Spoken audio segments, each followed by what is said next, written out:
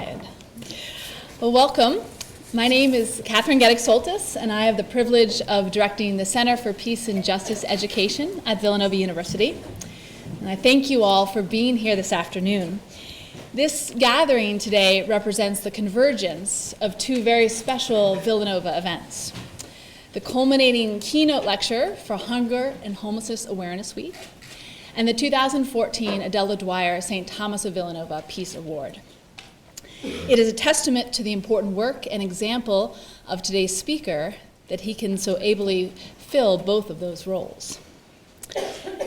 Today marks the close of Hunger and Homelessness Awareness Week, a week that was started here at Villanova in 1975, and has since that time become a national week of awareness, advocacy, and action. This year, around the nation, 450 different schools and organizations have organized over 1,000 different events. We are at once delighted by these efforts and also devastated that there remains an urgent need for them. Among us today, we have Will Stell, student head chairs Patrick Smith and Amanda Cellino, and many other student leaders and faculty staff who've worked terribly hard to make this week happen here at Villanova. Thank you all for the many hours and the many gifts you have shared. Thank you for helping us examine the scandal of hunger and homelessness, and for giving us a chance to listen to and even run with our brothers and sisters who are most burdened by these injustices. This afternoon, we're invited to think in a particular way about the young people here and abroad who find themselves without a place to call home. And we get to learn about the interventions and the transformations that are restoring hope for a number of these youth. It is because our presenter can speak personally about solutions for vulnerable youth and not just the challenges that we honor him today with the 2014 Adela Dwyer St. Thomas of Villanova Peace Award. With this award, the Center for Peace and Justice Education recognizes annually, quote, outstanding contributions to the understanding of the meaning and conditions for justice and peace in human communities. Our past recipients of this award include Sister Helen Prejean, Archbishop Desmond Tutu, the Philadelphia Mural Arts Program, Nobel laureate Lema Bowie, Wendell Berry, and the Social Justice Lobby Network, which was made famous for their Nuns on the Bus tour. Today, we have the great honor of adding Mr. Kevin Ryan to this esteemed list.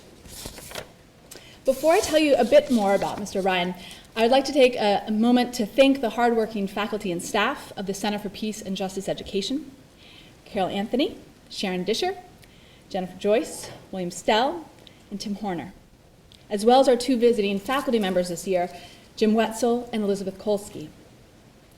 Gratitude also goes to the members of our Peace Award Committee for considering nominations and helping to select this year's recipient. They are Maria Toyota, Magan Keita, Sue Toten, Jonathan Doe, Paul Rozier, Ralph Gigliotti, Barbara Quintiliano, Randy Weinstein, and co-chairs Will Stell and Tim Horner. Finally, I thank our recipient, Kevin Ryan, for taking the time to be with us today. Last night, he participated in the Covenant House Sleep Out in New York City, which I don't believe involved much sleeping. And this weekend, he runs a marathon here in Philadelphia to continue his efforts to raise money and awareness for homeless youth. So I'm trying to speak a little bit slowly here in these introductory remarks so he can have at least a few minutes to rest and be in one place. Kevin Ryan demonstrates what is possible when you devote decades of your life to peace and justice. For more than 22 years, he has been serving and protecting homeless youth. Currently, he leads the International Covenant House movement, which reaches more than 56,000 trafficked and vulnerable children and youth annually in 27 cities across 6 countries: the US, Canada, Mexico, Nicaragua, Honduras, and Guatemala. Mr. Ryan is a father, activist, and child advocate. He is a summa cum laude graduate of the Catholic University of America and holds degrees from Georgetown Law Center and New York University Law School. He first joined Covenant House in the early 1990s, providing civil legal aid to homeless, abused, and trafficked youth in New York City. For the rest of the decade, he helped teenagers at Covenant House in the Bronx, Brooklyn, Manhattan, Atlantic City, and Newark, New Jersey, before being named New Jersey's first public child advocate in 2003. As the state's leading watchdog, Mr. Ryan exposed conditions of illegal overcrowding in many of the state's juvenile detention centers and the plight of children languishing in the state's then flourishing foster care system. His work appeared on the front pages of the New York Times, the Washington Post, and the Philadelphia Inquirer, and stirred popular opinion and political will in support of serious, sustained reforms for vulnerable youth. In 2006, Governor John Corzine appointed him to his cabinet as the first commissioner of children and families, and the two led a comprehensive reform in the New Jersey child welfare system. At the conclusion of their tenure, an independent federal monitor heralded historic net gains in foster families, child adoptions, and safe reductions in children in foster care. Mr. Ryan is now president and CEO of Covenant House. Under his leadership, the organization has opened new shelters for homeless youth in Atlanta, Philadelphia, and Anchorage. And plans are underway to open additional programs in Mexico City, Fort Lauderdale, Vancouver, and Toronto. He and his team also revitalized Covenant House's work in Guatemala in 2010, opening a safe house for trafficked girls and actively co-prosecuting traffickers that prey on the poor and the young. And to meet the growing need for resources to help homeless youth, Mr. Ryan and the Covenant House team have recruited thousands of friends across the Americas to participate in Covenant House's new international sleepouts, like last night, to raise awareness and funds to prevent youth homelessness. Since launching a small pilot effort in New York City for 50 CEOs in 2011, the sleepouts have now spread to 6 countries and raised more than $4 million to shelter, feed, and teach thousands of homeless and trafficked young people. And I actually think those stats may need to be revised after yesterday, so he can let us know about the success. With former New York Times reporter Tina Kelly, Mr. Ryan is the co-author of the national bestseller, Almost Home, Helping Kids Move from Homelessness to Hope, which chronicles the true journey of 6 homeless teenagers in the United States and Canada as they faced abuse, violence, and heartbreak in the search of a place to call home. The book premiered and remained on the Washington Post, Publishers Weekly, Newsday, and Amazon Top 10 lists in 2012, and in May 2013, it received the Silver Medal for Current Affairs from the Independent Book Publishers Association. Mr. Ryan is a recipient of Harvard Law School's Wasserstein Fellowship, the Skadden Fellowship, the Gibbons Medal, and several honorary degrees. He's taught constitutional law and family law at Seton Hall Law School, Rutgers School of Law, and Fordham University School of Law. And he's made appearances on 60 Minutes, CNN, Fox, The Today Show, Good Morning America, and CBS This Morning. We are delighted that today he makes an appearance here on the campus of Villanova University so that we can honor the extraordinary work he has done on behalf of vulnerable youth. His lecture this afternoon is titled, Together, A Voice for Our Children. We are also delighted and honored that the president of Villanova University, Father Peter Donahue, is here today to join us for this special event. At this time, I would like to invite both Father Peter and Mr. Kevin Ryan up to the podium for the presentation of our 2014 Peace Award.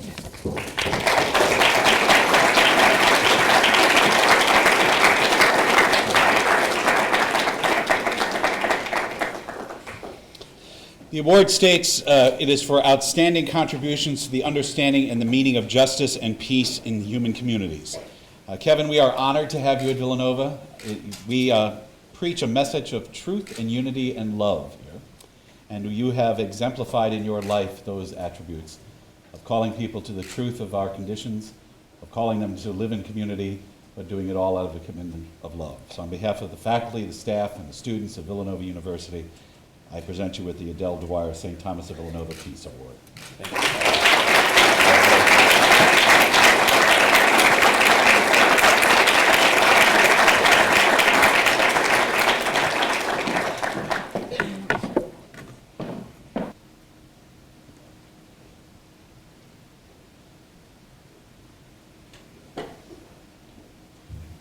Yeah, I was hungry.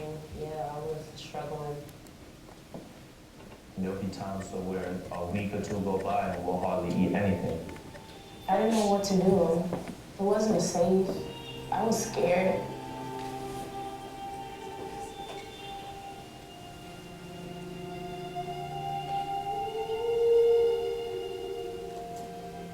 My name is Dwyer, and I'm 20 years old. My name is David Diaz and I'm 19.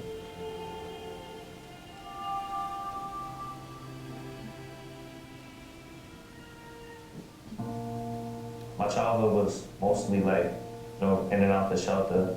I never had any stable home. When I first got involved in the gang, I was around 13. Being in the gang and getting in trouble was something that came with the territory. I had gotten locked up, I would say, the first time when I was 13. When I came to the decision to leave the gang was when I started a relationship with the girl that I'm with, and she became pregnant. And I just left that life, and then I dedicated myself to being there for my girl and my daughter. When I was 17, my friend, who I thought was a friend, decided to rape me, and I became pregnant. When he raped me, it took everything from me. I was living with a boyfriend of mine. I met some girls that he introduced me to. They had their hair done, everything was done. They told me that they were like working. They go out and they meet guys and they sleep with them, or whatever the case is, for money. And so my boyfriend is like pressuring me to do it the first night that I did it. Like I didn't like it. I knew this wasn't something that I wanted to continue to do. He would be violent when I would tell him that he didn't want to be with me, when I didn't like it. So I was hurting internally. Like my hair would be done, my nails would be done. Like I would dress nice, but I would be hurting on the inside. Right now, we're at the park, the bench where Ryan and I slept at. So when I got here, I didn't realize it was cold outside, and my daughter wasn't dressed for the weather, and neither was I. So I wrapped my tank top around my daughter, and I was only left in my bra. Why am I sitting here with my daughter alone at night, where possibly somebody could go and tell the cops I was thinking crazy thoughts, like I'm not a good enough mother for her? When we was out in the street, it was mainly, we was on survival mode. We was trying to get everything we need, but there were times where we'll starve. We'll have to get the food for my daughter. We'll have to get diapers, blankets, make sure she's warm, clothes. We was mostly homeless during the winter, so we was always trying to find someplace warm. It was cold outside, it was snow, and then we'll try to find places to sleep at, like the train station. It's a subway station, so of course it was rats. It was dark. We were bringing our knapsack, large like blankets, sheets, canned foods, so that way we don't attract any rodents. The only time I was really scared was being caught by any MTA worker or officer. Right now we're at the platform, just a couple steps away from where me and my girl used to sleep at. We would know when it's safe to go there after the first train bypasses. Like 30 seconds later, we'll know that the next train ain't gonna come until like 7 to 15 minutes later. So we'll just go down there and just set up camp basically. I kept seeing this couple walk right by me throughout the night because I stayed up. The last time she walked by, they told me all about the Covenant House and told me how it was safe to go there. I was going through my phone, trying to see who I could call on, because I couldn't call on my mom. I don't have any family here in New York, so that already, like Maria alone. I called a teacher of mine from high school. She told me to come to Covenant House.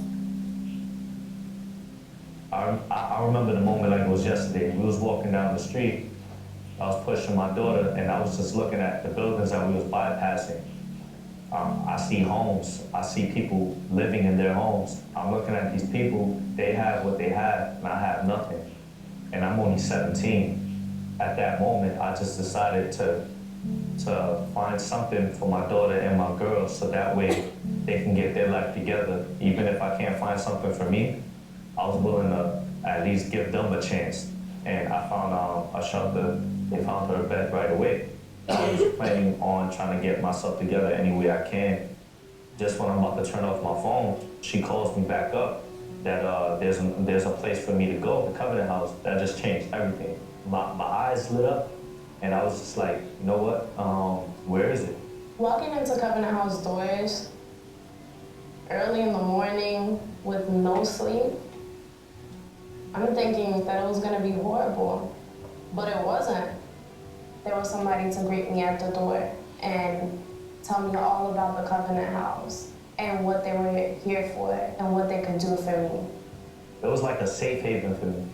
I was able to speak to a lot of workers and the staff. They gave me a lot of opportunities in terms of giving me experience to things I want to do. They helped me get my education back on track. I was able to do parenting classes to be a better mother to my daughter. I was able to go to GED classes. I was able to do job readiness classes. So thankfully to Covenant House, I have the option to get work. I have the option to take classes. You have people here that you can talk to. It's just a lot of help. My plan right now is to keep a job, have two or just one job that pays well, buying a house somewhere down the line in the future, and then being married. My plans for the future are to become a graphic designer. I want to be able to get a home for my daughter and I. I'm just working on the inside. And once I get my inside together, I'll thrive. Things that truly make me happy is just life. Just living life every day. Just knowing that I'm living and knowing that I have an opportunity that's there, and all I gotta do is just focus on it and just do it. I see a future for not only me, but for my daughter as well. And I think that all to the Covenant House.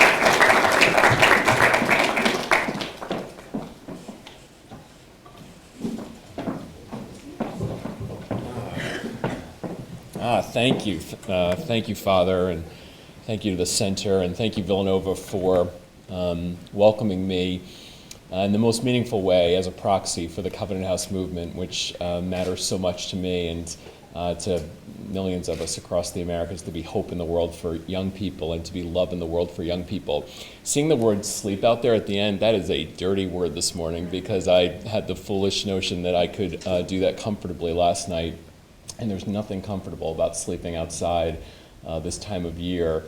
And I don't know how you all fare, but when I can't sleep and I really want to sleep, and I'm not talking about the noise, we're right outside the Lincoln Tunnel, so it felt to me like, and it sounded to me like they were filming Predator versus Terminator, and it was freezing. I could not shake the cold off my nose, but just I couldn't sleep. And that was true for everybody who was engaged in the sleep out. I get cranky, progressively angrier, partly at myself, partly at the world, that there are kids who live like this.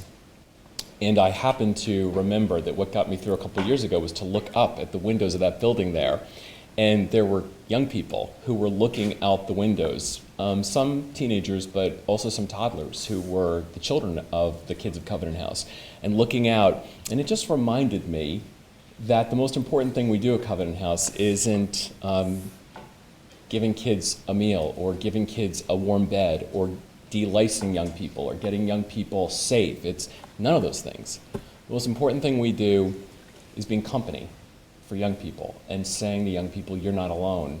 And it did occur to me that these kids were looking out, at this parking lot filled with ridiculous, idiotic adults who are sleeping out in 26 degrees, and they could not have felt alone in that space. It took me back to 1992 when I started at Covenant House, a lot thinner, had hair, and I was just filled with all of the hope and the life and the joy that all of us who are surrounded by a circle of love in our young nurture come away with. The scaffolding of my life was my mother and my father constantly telling me these happy, blissful lies about myself. My mom used to say every single Sunday, she'd say, you have a beautiful voice, sing out.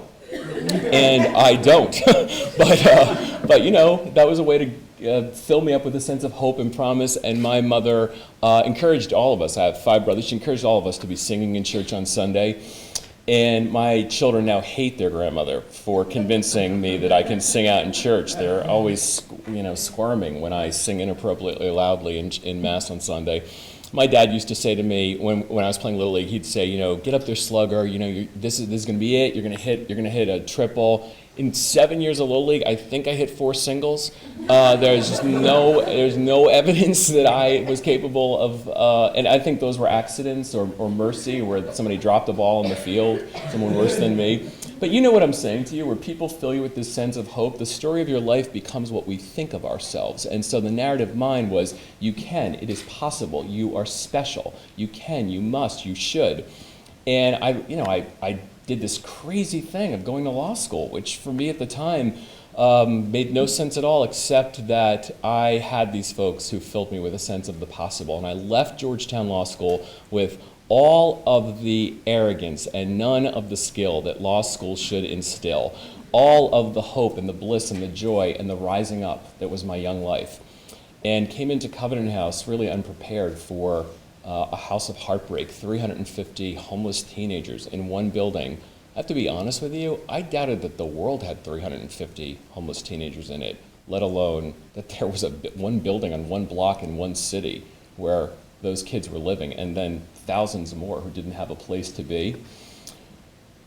That first October, I was doing street outreach in the Amtrak tunnels in New York City, just kind of learning the ropes of how you go out and begin a conversation with a young person to get them to come into safety. And there's a pregnant 13-year-old living in the Amtrak tunnels. Now, how many of you have ever been on New Jersey Transit or an Amtrak and gone into Penn Station in New York? Okay, so maybe your experience has been like my experience. In my childhood, these were rides that were so filled with fun. My brothers and I were looking forward to going to a Yankees game or, God forbid, a Mets game. We would be going to, see the Rockefeller Center Christmas tree be lit up. We'd be going to a play or something fun with my folks. It just never occurred to me that there were young people my age or younger who were living on the other side of those train cars. And this girl, April, had been, prostituted out in the salt mines down in southern Manhattan, and when she became visibly pregnant and her pimp could no longer sell her, she was cast off and she hooked up with other kids and she was living in the Amtrak tunnel. Nothing got me ready for that. I didn't even know how to integrate that into my life's experience. That first Thanksgiving, my then girlfriend, now my wife, and I were hanging out at Covenant House, New York in the lounge, and there were boys in the back of the room who were singing. How many of you have heard of Boys to Men? Thank God. I gave a version of this talk recently at Scranton University. I was like, hey, how many of you have heard of Boys to Men? And the librarian was like, I did. It's like, oh my God, I'm so old. So thank you, even if you faked it, thank you so much. So they were singing Boys to Men songs, and I already told you I thought I could sing, so I went to the back of the room and I was hanging with these guys, and then I realized they were singing the songs that they wanted sung at their funerals. 2 of them had full-blown AIDS, and 1 of them was HIV positive. And it's not true today that young people who are infected with HIV die, but it was true back then. Covenant House was burying children all the time. The minute a young person had HIV, we were and they were thinking about, how is this all going to end? None of that made sense to me. Thanksgiving was terrible. It was a solar eclipse for me at Covenant House. I started to lose sight of the sun and the light and the hope And to be very honest with you, I hated it. Within 4 months, I can remember saying to Claire, I really don't like this, and I want to get out of this. And I began looking for work. 4 months in, I was like, I'm doing something else. I'm going to go to a law firm or the Legal Aid Society, and I'll say this was a nice, interesting thing that I did. I just couldn't find another gig. I kept looking, and I couldn't find another gig. Of course, in hindsight, that was not God's plan for me to find another gig, but I didn't know it then. I just felt stuck in a place of adversity and heartbreak, of destruction, of despair. First kid I met, September 7th, 1992, Binny. She is sitting across from me in the office. I am newly minted. I don't know how many of you have been to law school or are thinking that you will go to law school. And there's an extraordinary one here, but I promise you that nothing that they teach you in law school gets you ready to sit across from a young person who tells you that she never knew her dad. She lost her mom when she was 13 years old, and her mom turned her over to, or the state turned her over to her mother's sister, who disenrolled her from school, and she was then responsible for all the cooking and the cleaning, all of the chores that went on in the family's house. She was not ever allowed to leave that house. And by the time she was 15, she was turned over to the Crips, and she was serially raped through her adolescence. She was prostituted by a local gang. She broke free when she was 17, and she made her way to JFK, the airport terminal, and she lived there for a week. She was eating out of the Nathan's trash can, and eventually a Port Authority cop noticed that this young person is wearing the same clothes, she smells really bad, and she's eating out of a trash can, and he approached her. And it's probably hard for many of you to believe that a young person could be living in an airport terminal for a week, but before 9/11, that was very common. It happens all the time now in the bus terminals. And she did, in fact, live at that airport terminal. The cop told her about a place called Covenant House, brought her into Covenant House. And here she was sitting across from me, and she had so many legal issues. Her aunt had stolen her ID, so she had over $150,000 in debt. She was hopelessly behind in school. The idea then that Binny would be able to learn to read proficiently, that she would be able to graduate high school and maybe do something beyond that, impossible. I wasn't even thinking of that. And because the law was different then, there was this issue of her having been involved in a prostitution ring and whether or not she was going to be criminally prosecuted. Wow, the universe was raining hard on this kid. And we were together in that first year, because remember, I was growing up as a lawyer. I mean, she was really my first supervisor, and I was her first lifeline, though it turned out she was mine. But I didn't know that then. She and I were like the worst of a John Grisham novel. We'd be in court together, and I'd be trembling and sweating. In fact, we appeared before Judge Judy Scheinlin. Judge Judy, you all know now, but she was Judge Scheinlin back then, and she was as evil then as she is now. And I was trembling, physically trembling, and Binny reached over, and she rubbed my hand, and she whispered in my ear, and she said, "It's going to be okay. It's going to be okay." By the way, those of you who are going to be lawyers, it's supposed to be the reverse. You need to say that to them. They're not supposed to be saying that to you, but she said it to me, and she said it to me many times. You know, things emerged in her life. She found her way, and we lost track of each other, and I was hot on the trail of a new job. And every time, no, no, no. So I mean this most sincerely. By the second year, I hated Covenant House. I hated it. It was a place where everywhere I looked, and there were so many places to look, there were children who carried with them scars of unspeakable violence and loss and betrayal, and I wanted out. So I bumped into Binny at Rachel's restaurant in New York City, like almost 3 years after I started Covenant House. I've just come from a job interview that I don't get at an organization called Children's Rights. I was like, "Hey, how are you?" "Good, how are you?" Give each other a big hug.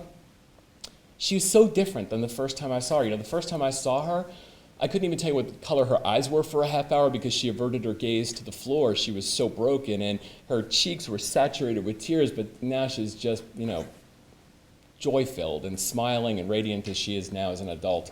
And she said to me that things were good, that she met a boy who loved her in the right way in church. I just loved that phrase. I have children of my own, and who here who wants love or wants love for someone else doesn't want your kids to be loved in the right way. And that was so resonant for her because she'd been raped throughout her adolescence. And so I wondered, I can remember thinking, will this kid ever heal? Will she ever find real love in the world? Will she ever be capable of intimacy? And she was sort of stumbling into it then. You know, I didn't know this then. She went on to marry this guy and they have 3 beautiful children, but back then, who knew? And then she says to me that she wants to be a nurse.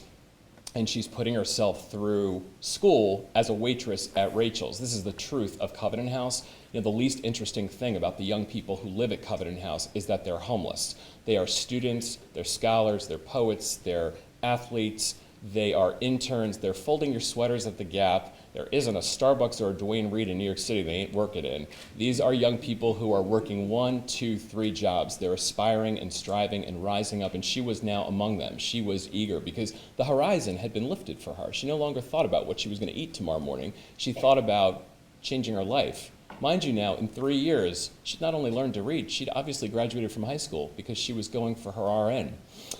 All this just struck me as sort of especially odd, to be honest with you.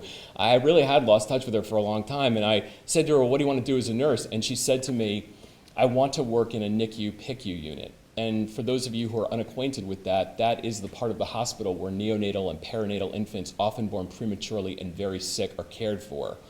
And I know that the conversation didn't just end then, because that's not how the world works, but I can't remember anything after that because she planted in my head a question that I've not been able to shake. It's haunted and hunted me for 2 decades, and that is, how does a kid go from never knowing her father, losing her mother, being betrayed by her aunt and every other family member, serially raped through her adolescence, she shows up in an airport terminal and eats out of a trash can for a week, then comes into a homeless shelter where she lives and finds her way, hopelessly behind in school, and within 3 years decides to give her life to helping other women's sick children get better. How does that happen? And I don't mean that in a sentimental or hypothetical or rhetorical way, or not trying to be saccharine or, whatever you might feel in that question. It went right to here for me.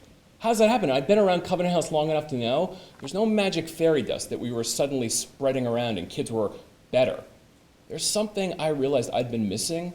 I'd been missing that young people were crossing a bridge, that young people were moving from homelessness to hope. And part of it was my personality. Part of it was that I was young and I was new at Covenant House. And I was a lawyer, so I was dealing with problems. So I was looking at young people aging out of foster care. I was looking at kids who were ensnared in trafficking rings and had been commercially sexually exploited and were feeling stuck and despairing. I was looking at stories of rape and poverty and homelessness. And I'd been missing the fact that there were graduations occurring, that there were first apartments, that there were first jobs, that there was healing, that there was rising up. I was really missing it. And I confess to you, I don't think it was just youth. I do think it partly was my personality, but I was missing it. And what I realized is I was in part on the way back from the shelter, but I think it sunk in over the course of a couple days. I was a crossing guard on this bridge. I was actually someone who was watching and helping occasionally young people cross. And when I realized that I was sitting on the 50-yard line for some of the most miraculous transformations of the human spirit, and I got to see that and occasionally coach on that field, I was hooked. No more job interviews. I was there because the answer to this question about how does that happen isn't mystical or magical. It's about the people of God, the people of love coming together, deciding very intentionally to be love in the world for every young people, including young people whose own families, whose birth families can't or won't be that. On my best day with Benny, I was company, but the truth is, if Covenant House has a patron saint, then it's Veronica. When I was a young lawyer at Covenant House, I used to think of myself as one of these people screaming. If you imagine challenging the status quo, maybe in the story of Christ's crucifixion, one of these people who's yelling at the soldiers, how could you do that? Sometimes when I was real arrogant, and trust me, law school can make you real arrogant, I thought I was, carrying the cross too. Even though I was going home to my comfortable, beautiful suburban home, I thought, here I am, Simon, carrying the cross. But no, that's not really what we were called to do. What we're called to do is almost invisibly, when nobody else is paying attention, drop to our knees, just as Veronica drops to her knees. And Christ, in this moment of utter painful human suffering, drops to his knees. And what does she say? You're not alone. You're not alone. We often, and I'm the worst at this, we often let our inability to do the big thing, imagine the big thing, get in our way of doing the little thing, and the little thing is almost always the big thing to someone else. And I realized that I was just invited to show up, be present, be loving, get out of the way, let God be more in me than I would be. And when I figured out that Covenant House was a movement of people, of thousands and thousands of people across the Americas who want to be love and hope in the world, I was all in. But the truth is, this is not just painful for our kids at Covenant House, it's painful for us. What our kids at Covenant House have to do is they have to rewire.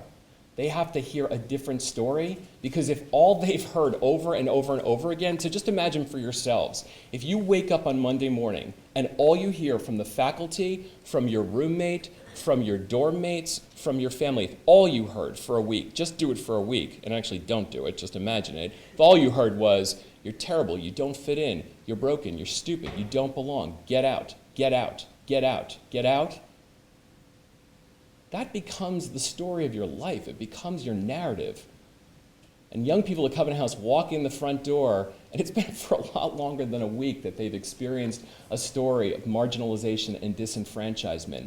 And the most important work we do at Covenant House is the rewiring work. And the way that rewiring work happens is just how it happened in the Old Testament with Ruth and Naomi, right? So there's a famine. They're in the desert. My wife loves this story because she says in this story, all the men left and left the women in the desert. And my wife says when there's a real problem, all the men split and the women have to figure that out.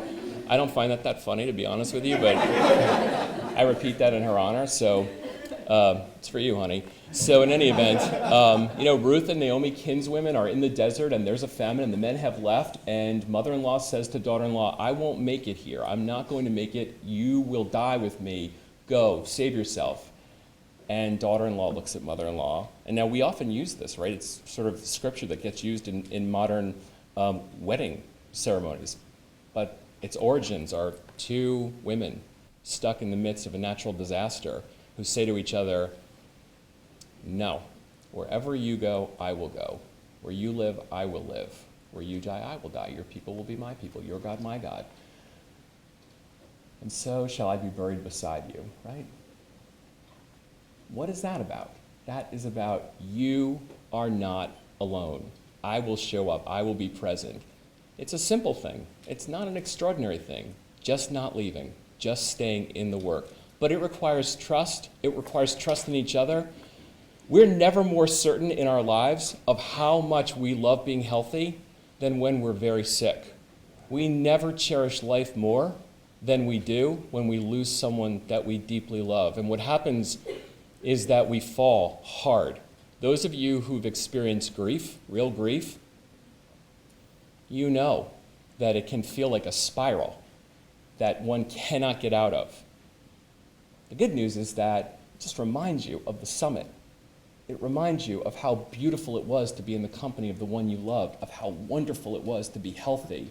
We often have to experience a downpour to wake up and cherish the sun. Some of us will die in that place because the distance between where we are and where we were or where we want to be is so far to get back to health, so far to get back to feeling like you can be loved again. I miss my mother. I miss my father. I miss my partner, my brother, my sister. I miss them. Some of us will get paralyzed and die there. But the memory of what was once beautiful, of the sun, will carry some of us, most of us, forward. Our spirits will lean forward. And then what we'll remember is that the summit is so high up, that there's a climbing, there's a rising up. It's going to be work for me to feel well again. It's going to be work for me to trust again. How can I get back to this place? Some of us will die there. We'll be paralyzed by the invitation to move, by the rising up, by the loneliness, by the despair, by the vertigo. But most of us will do this extraordinary thing. And I don't just mean the Covenant House kids. I mean us. We'll close our eyes. We'll realize that we cannot make this climb to joy, to bliss, to love. We can't do it again on our own. We'll resist fear and anxiety. We'll open up our hands, and we will find them surprisingly, eye-poppingly clenched by others, because we are not alone. The great joy of the Covenant House movement is to know that God's providence and love is revealed to us through each other. We are sacrament to each other. We are hope to each other. We are life and love to each other. And these kids, they don't need your pity. They don't need your tears. They need you. They need your help. They need your company. If you walk out of here today with one message, it's this: show up. Show up. Thanks. Do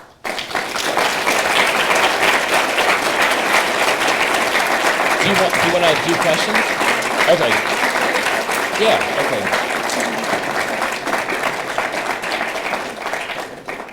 I offered to sing, but I'm told it would be better to do a Q&A.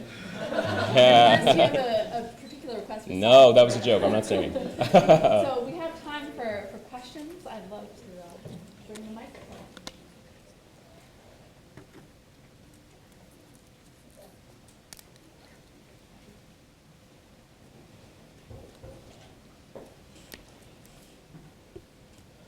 Hi. Thank you so much for being here. Oh, thanks for having me. Yeah, I'm a grad student with you, and I've been responding to your letters for a while, and they're so well written. Oh, And, thank you. You know, I study copywriting, and I read everything that comes in my house usually, and letters are always on top for so many reasons. And Thank you. I really appreciate the importance of telling that good story. And my question is about storytelling, but I want to mention that I had the privilege of having a Covenant House grad in my home for about a month, and it was extraordinary. So I don't know, could you talk more about the process you go through when you're writing your letters? Sure. I mean, it's not an easy one. You should just know by backdrop that Covenant House has the largest, we call it direct mail. So I write 26 letters a year to a couple million people across a couple countries, and that raises 80% of the money that funds Covenant House. So would I love to get a huge government grant? Yes, but I have something better. I have 2 million people sending $5 and $10 a month, deciding not to get that Starbucks, deciding that their Thanksgiving table will be a little bigger because they believe in kids in Vancouver or Hollywood or in Anchorage or Managua or Guatemala or New York City or in Philadelphia. And so the stories that I write are about the young people who I work with and who I meet, like Binny. You know, one of my favorite stories, which is coming to a mailbox near you soon, is about Jeremiah, who I met 3 Christmases ago at Covenant House. And we have Mass at Covenant House in New York City, and the way Covenant House in New York City is set up is that there are this group of windows that overlook 10th Avenue. And so behind the altar, I could see that there was this kid hovering there and peering in. And I have to be honest with you, at first I thought, well, this is going to be a distraction for people. I want to go outside and say what's going on. And Jeremiah was, very reticent at first. I said, hey, and I could tell that he was a teenager. I couldn't tell exactly what age he was. And I said, hey, what's going on? Now, this is Christmas Eve, right, at 41st and 10th. And this kid says to me, I'm fine. And I could tell that he wasn't fine. I said, what's going on with you? And he was pretty reticent about the story, but eventually said that he didn't have a place to be. His folks had one of his parents had died, and another parent had a drug addiction. And he said, but I only have $26 on me, and I can't pay for this. And I said, no, it's free. He's like, no, it's not free. I was like, no, I run it. It's free. It really is. And slowly but surely, he came in. And I'm a sentimental guy, so around Christmas, I love the Christmas music, but I could tell it was off-putting to him, right? Because the last thing he wanted to do was bounce into a place where a group of folks was in a circle singing Silent Night, and so we instead went into the kitchen. There were brownies and hot chocolate. That did the trick. And he started to relax a little bit. One of my Ryan children was there, and they were about the same age. So I said, Johnny, come over here, and we started talking about football. I'm a Jets fan, so naturally elicited a lot of sympathy almost immediately in the conversation. And we got to talking, And he really relaxed, and he started to tell his story. And then the worst,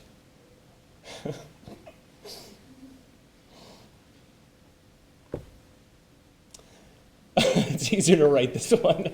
So the worst and most beautiful thing. The worst thing is I get a phone call. Someone has just broken into the Covenant House in Newark, taken all the Christmas presents, right? So I want to be a super forgiving, loving person, and I'm growing into that guy one day. But I was thinking to myself, there is a special place in hell for someone who breaks into a homeless shelter on Christmas Eve and takes homeless teenagers' presents. I was out of my mind. And while I'm usually trying to de-escalate at the shelter, there were people wrapping around me, who were saying, okay, calm down, calm down. I was like, calm down, it's 9 o'clock at night. Like, what are we doing? Are we going to 7-Eleven and we're like buying, Twizzlers or something? Like, what? This is going to be the worst Christmas ever. So this kid, Jeremiah, hears me.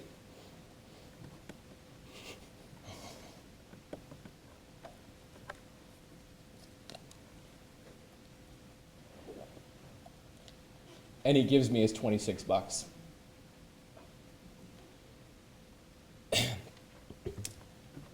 And that story, you can tell that story still gets to me. So we tell that story at Christmas time because it reminds all of us these kids are not kids who want to be pitied, and these aren't kids who want everything delivered to them. They want to be invited into a place of contribution. They want to know that they got something to give back. I just love the fact that this boy, who I have lost track of, but that this boy who, like 2 hours before, was outside the shelter and was clinging to that cash and that wallet, and it's all he had, was inside, conversation with my son and some staff, hot chocolate and a brownie, and says, take my last $26 and go get something for the kids at the shelter. Because I think he thought I was panicked because we didn't have any money. But I was panicked because it was 9 o'clock on Christmas Eve. That there are stories like that all across Covenant House. Last time I was in Anchorage, I was driving out of town. A woman was clinging to the side of the wall, and she said to Deirdre, my colleague who runs Covenant House Alaska, she goes, I'm moving back to the United States, and I just want to say goodbye to the building that saved my life. Like, that's, when you're in a movement that touches 56,000 extraordinary young people a year, you get to, as I said, be on the 50-yard line of some of the most miraculous transformations of the human spirit, and we just tell those stories. But I write them because the Crying Ryan business is very annoying. So I prefer to write the story. They keep saying, you should go digital. I was like, I'm not going digital. Hi. No, not my strength. So storytelling's important for sure, and our kids have lots of them.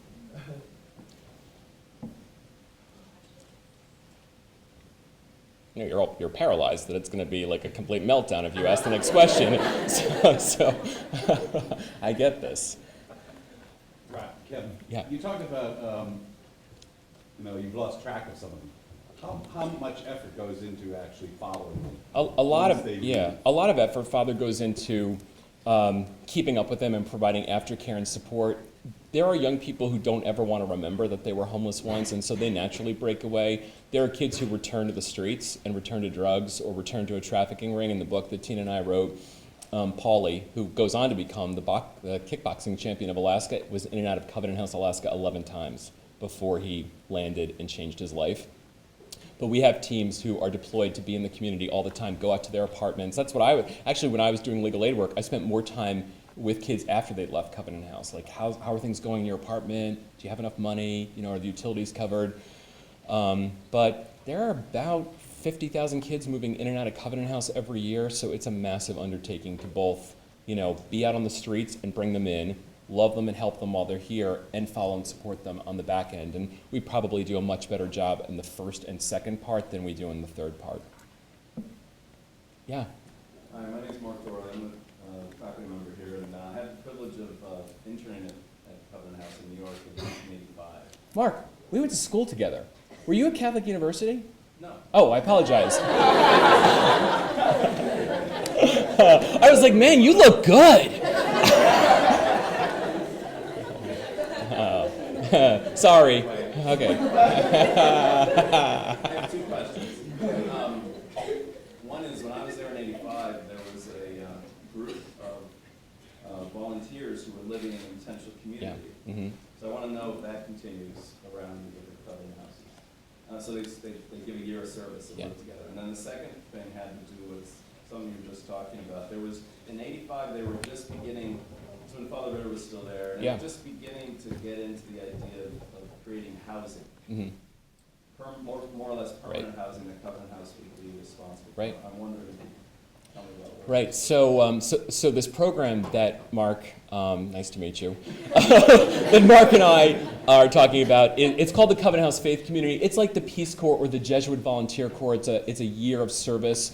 And the way I first came to know Covenant House was my then girlfriend graduated from school, and she went and joined the faith community, and she was in the year-long service program at Covenant House in New Orleans. And to our great joy, our oldest son Dan graduated 2 years ago from school and said, I want to give a year of my life, and he served in our program in Covenant House in Atlantic City. So we do still have a program. We attract the best and brightest young people from across the country who want to do two things. They want to give a year of service to homeless and runaway young people, live in our volunteer house, but also want to grow spiritually. This is a year of faith and reflection.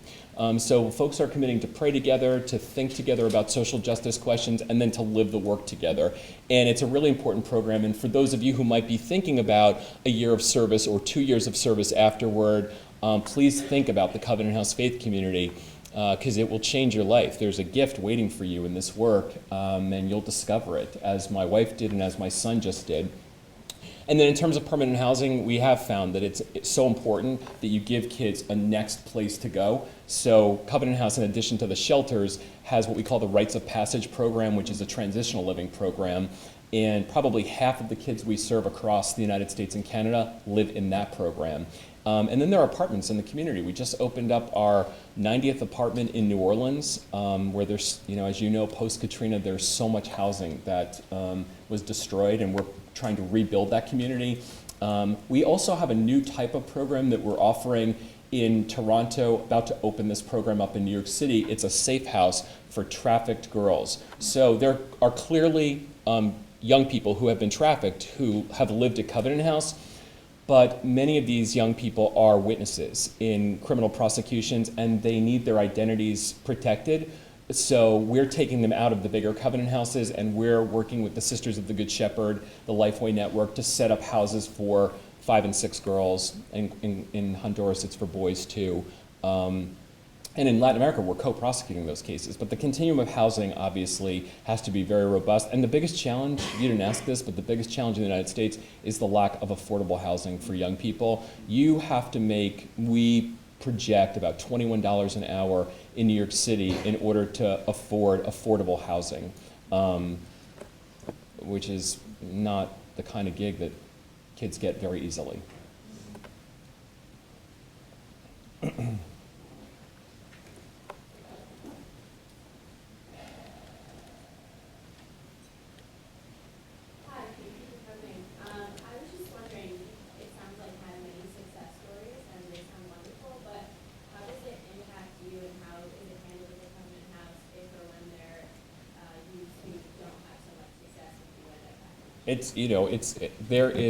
There is so much heartbreak at Covenant House, and in the book that Tina and I wrote, Almost Home, we talked about a young boy who committed suicide in Atlantic City a couple of years ago. A young woman who was gay on Valentine's Day jumped off the George Washington Bridge after she'd been with us for a week.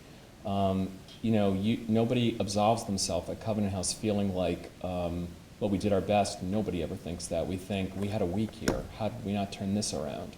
And kids who go back to addiction, kids who go back to commercial sexual exploitation, young people who make, decisions that hurt them. This is the toughest part of the work. What I say when I travel to Covenant House from time to time is, we tell ourselves that the reason people leave this movement is because the pay is not great, because the radiator doesn't work, because the photocopier is broke. My voicemail system at Covenant House for 6 years was a secretary a football field away yelling, "Kevin, you have a call!" Like, those sorts of things can wear on you. That's not why people are leaving our movement.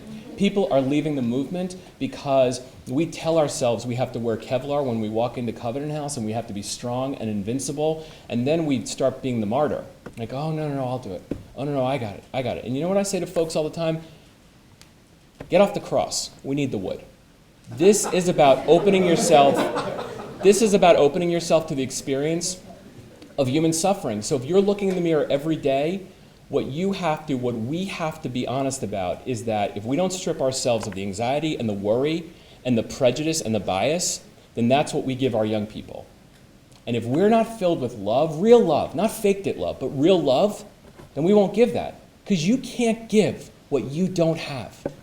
So the work at Covenant House is every day taking care of our spirits so that we are people of love and so that we're strong for each other in this work. But that doesn't mean invincible. And the big challenge for us at Covenant House always, always, always is to keep lifting our people up because, we're as good as our people are.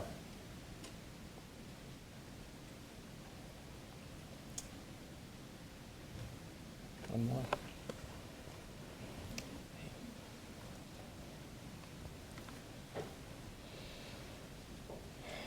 Hey.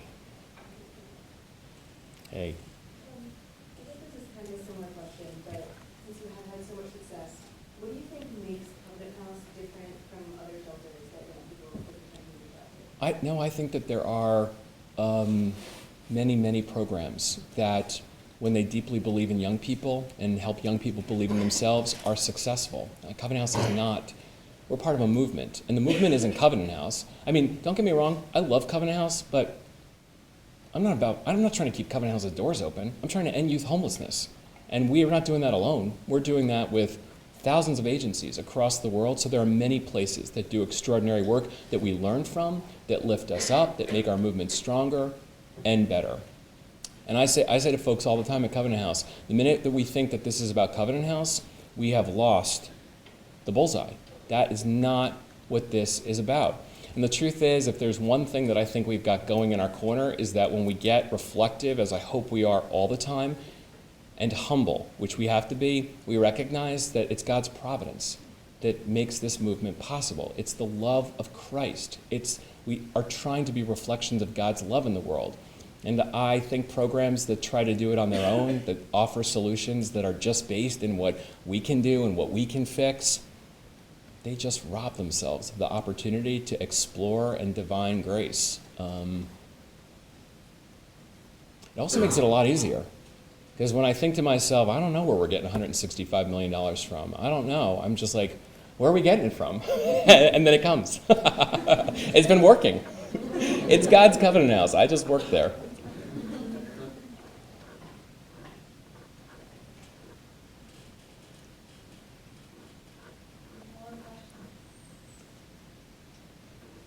One more question.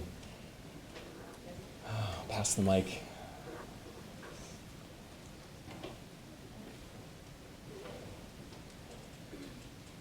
Hi. Thank you for your story.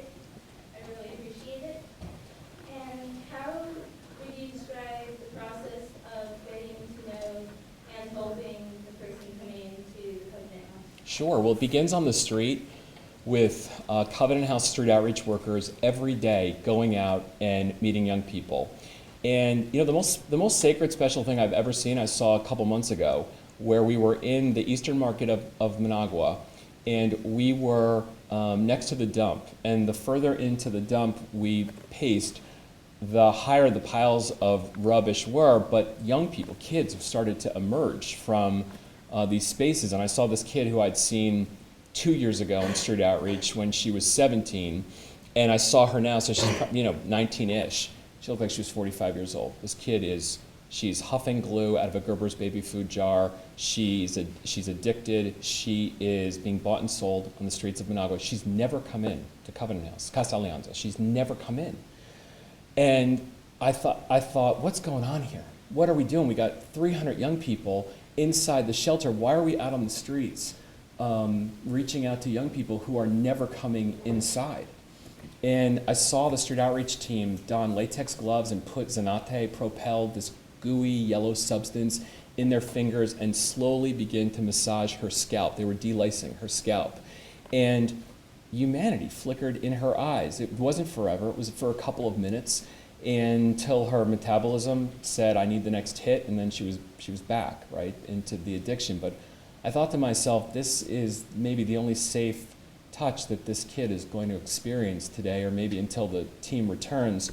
And I honestly think that this is what Christ was calling us to when he was washing the apostles' feet. Like, I love the church, but we have lost our way on Holy Thursday. Like, people are getting mani-pedis when they show up at church. Their feet are perfumed. Everyone's checking out the shoes that everyone else is wearing. That is not what was going on. Jesus took the dirty, grimy, filthy feet of his followers, bent down, and washed their feet. And I think that's the closest thing I've ever seen to that in my lifetime, was these street outreach workers going into this place of inhumanity and insisting on dignity and insisting on humanity. And that happens in different ways in 27 cities across 6 countries, with people going to the Hollywood Strip, with kids being bought and sold, with people going into Town Square in Toronto, in the downtown east in Vancouver, here in Philadelphia, in the micro brothels, the trafficked kids, and inviting kids into relationship. But how do you do that? You bring a sandwich, you bring a blanket, you start a conversation, and you don't say, do you need a place to be? Because young people have learned to be protective and wary. So we say, hey, if you know of anybody who needs a safe place to be, here's our card. And if you go out every single day and you're trustworthy and you bring relevant, useful information, food, water, coats, blankets, gloves, there's a sandwich ministry here in Philadelphia.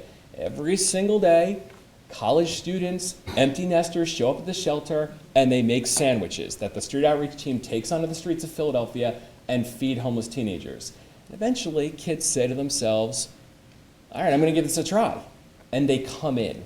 And then when they come in to Covenant House Philadelphia, or they come in to one of our Covenant houses, then we begin to work with them. What's your story? What's going on? Where are you with your family? Where are you with school? And every young person has a story, and it takes time. Some young people can quickly tell you their story. Some people, it takes weeks. Some kids have mental health issues, so they need to see a psychiatrist or a psychologist. Some young people have immigration issues. Some young people are ready to tell you their story right now. They're like, I'm 3 college credits away from graduating. My parents are gone. I need help figuring out how to get back into school. So it just depends.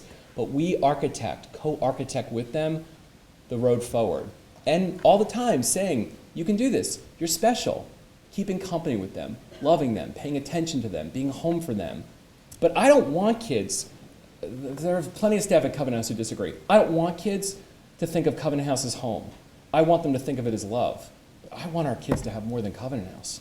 I want them to have their own families. I want them to have degrees. I want them to know love in the world that doesn't leave. I want them to feel embraced by the great promise of their lives.